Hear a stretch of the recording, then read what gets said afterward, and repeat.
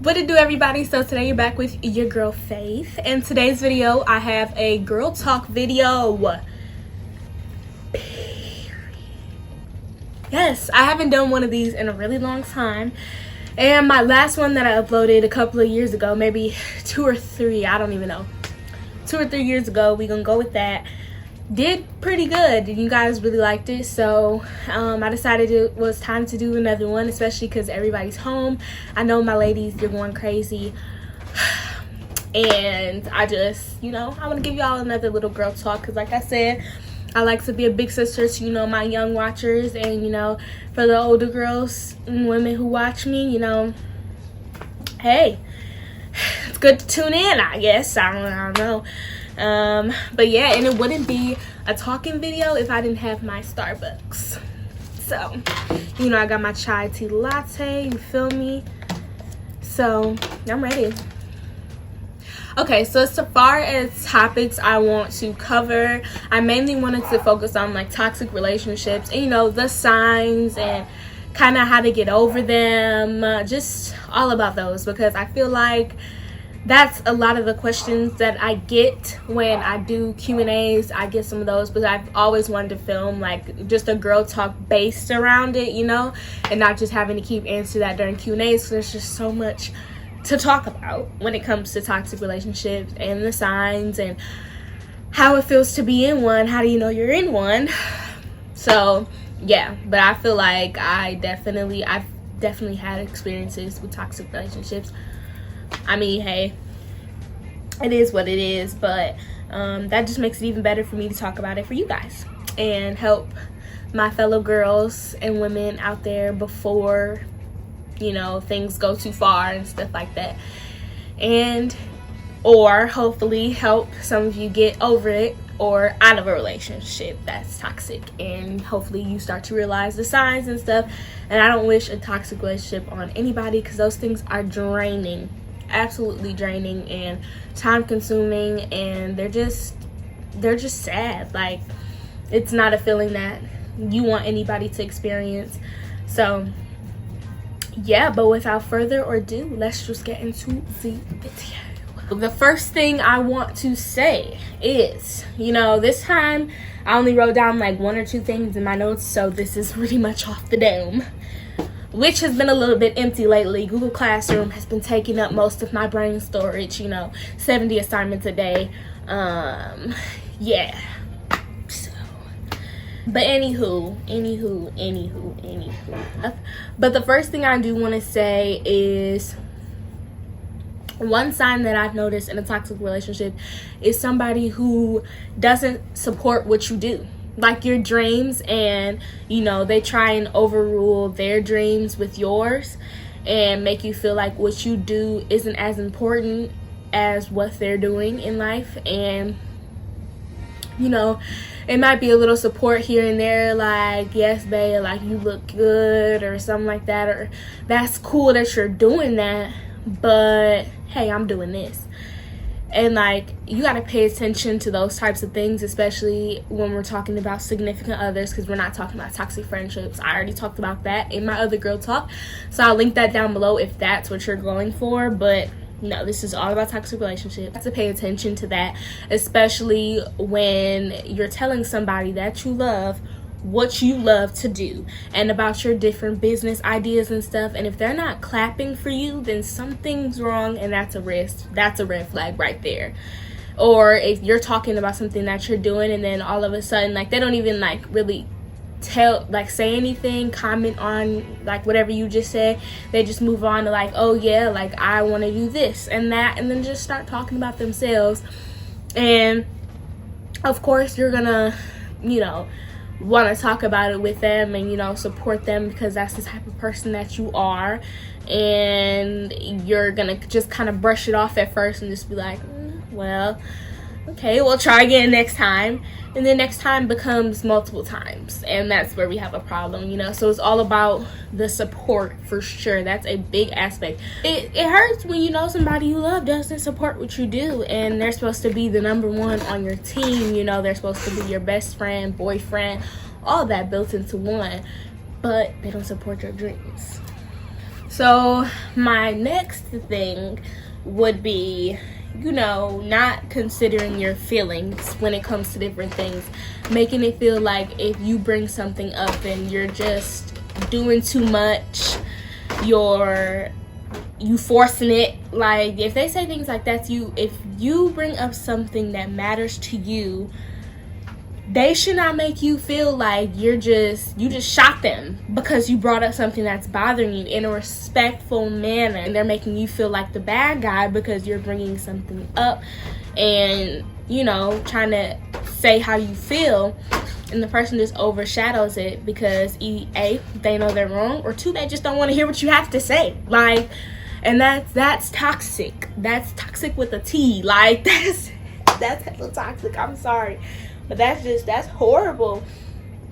And it's a horrible feeling when you feel some type of way about something your partner did or something like that, and you want to bring it to them, the person that you're supposed to be able to trust and have good communication with and be able to talk to about anything, and they just shut you down because they don't want to hear it, because it's not something that, like, obviously they just don't want to hear it, and that's sad. Like, that's really sad. You should be able to talk to that person about anything and how they feel. And now, see, this is the kicker.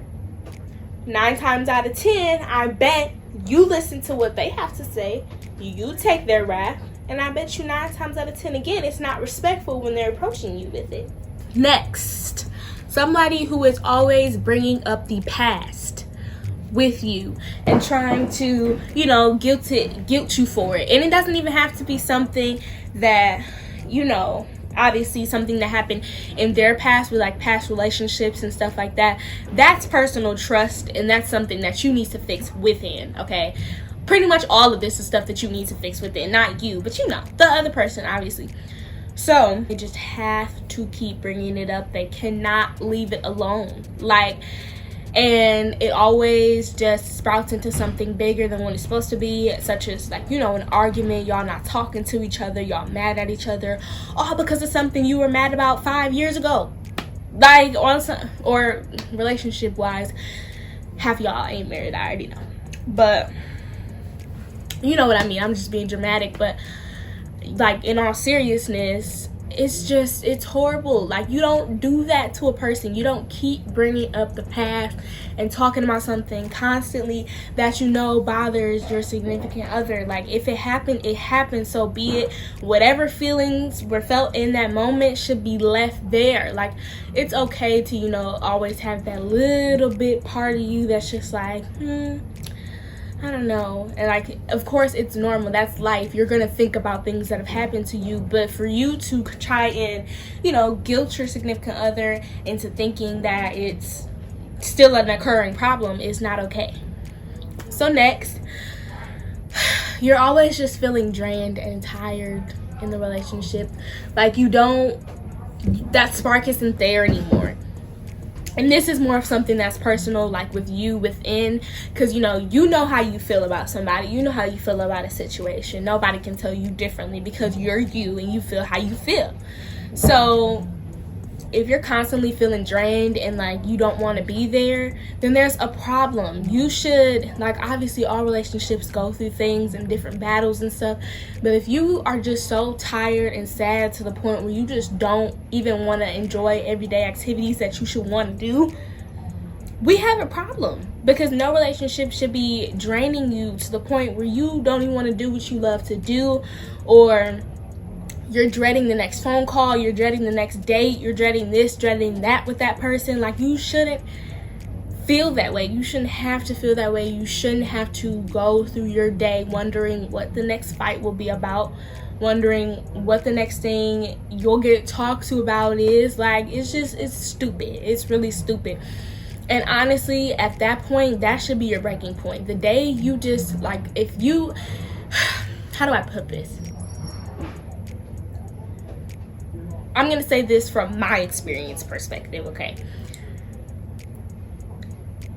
If you get to a day where you just feel so fed up, so sad, so tired, to the point where you just don't even want to get out of bed, you don't want to even see that person, you just, like, but you want to be with them, but you don't, but you're tired.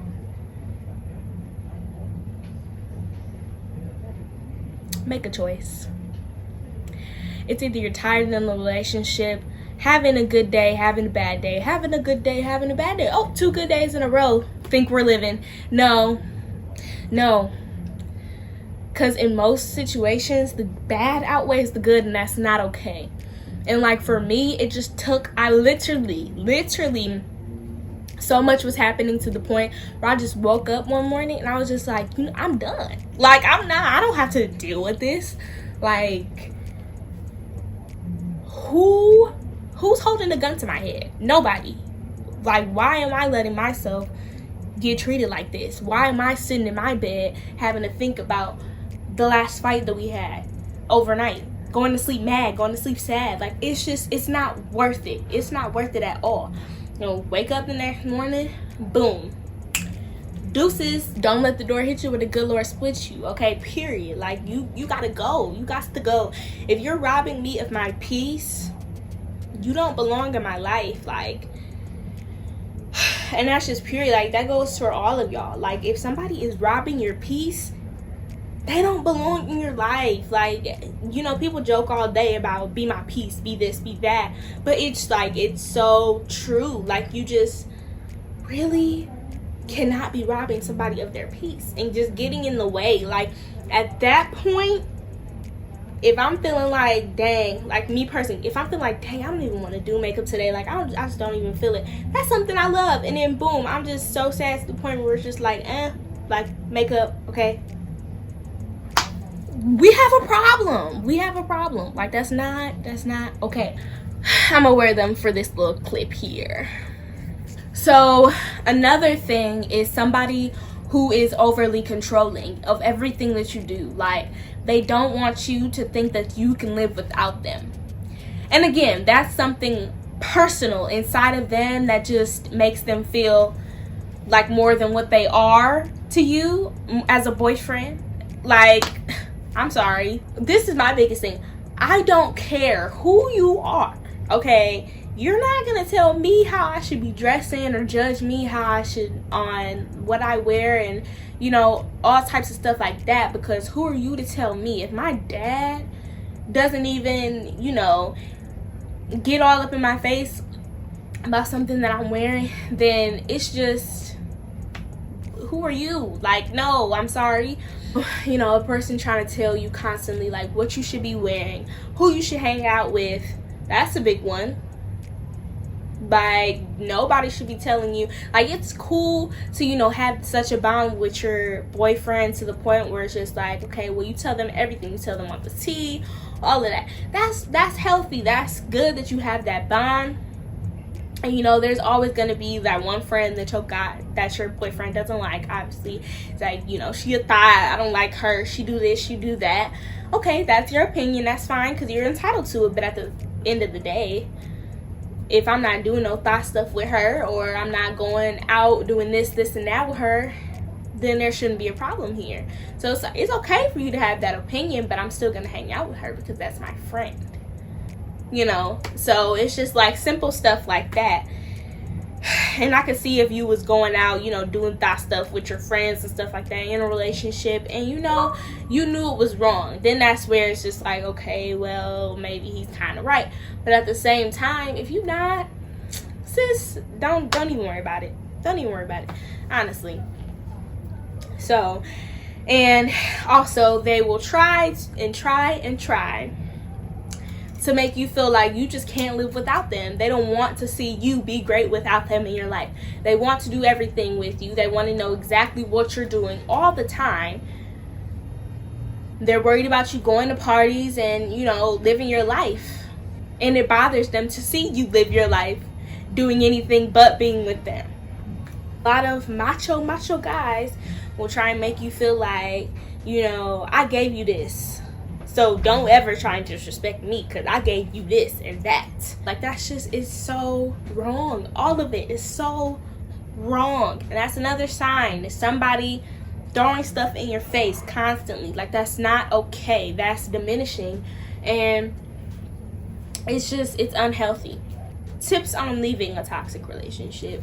It's not easy. It's not easy at all, and I know it's not. But at the same time, it's so different for every like woman and girl. It's just so different for everybody, because you know there's different levels to how much somebody can take. And it may take you 5 years, it may take you a month into the relationship to be like, this ain't it, sorry, trial run, my 30-day trial is over. Like, you know what I mean? Like, it's just, it takes time. And you know, it's sad to say, but it's not as easy as just being like, yeah, I'm done with you. Like, especially if it's a person that you've been with for a while, that hurt is just gonna build up because you love the person so much. You know, you don't want to leave them. You don't want to, you know, you want to work things out. If something is bothering you to the point where you just stop thinking about you, the person that matters the most, then there's a problem and you need to leave. Like, you have to mentally be there in order for it to work out. Like, you can't just be there.